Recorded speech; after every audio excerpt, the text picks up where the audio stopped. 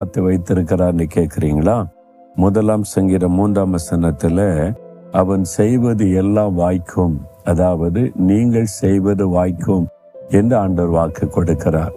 நான் என்ன செய்த காரிய வாய்க்கும் அப்படின்னா, கர்த்தருடைய வேதத்தில் பிரியமாயிருந்து இரவும் பகலும் அதில் தியானமாய் இருக்கிற மனுஷன் பாக்கியவான், அவன் செய்வதெல்லாம் வாய்க்கும் என்று ஆண்டவர் சொல்லியிருக்கிறார். வேத வசனத்தின் மேல நீங்கள் பிரியம் வைத்து அதை வாசித்து அதை தியானித்து கொண்டிருந்தால் நீங்கள் செய்வதெல்லாம் வாய்க்கும். அதுதான் ஆண்டவர் கொடுக்கிற வாக்குத்தத்தம். இந்த ஓரல் ராபர்ட் என்ற தெய்வ மனிதர் 60 வருஷத்துக்கு முன்னால அப்பதான் எளிமையா ஊழியத்தை ஆரம்பித்திருந்தார்.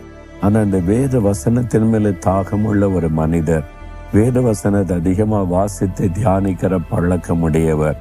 அதனால்தான் அவருடைய பிரசங்கத்துல கர்த்தருடைய வசனத்தை ரொம்ப அருமையாய் அவர் எடுத்து போதிக்கிறதை நான் பார்த்து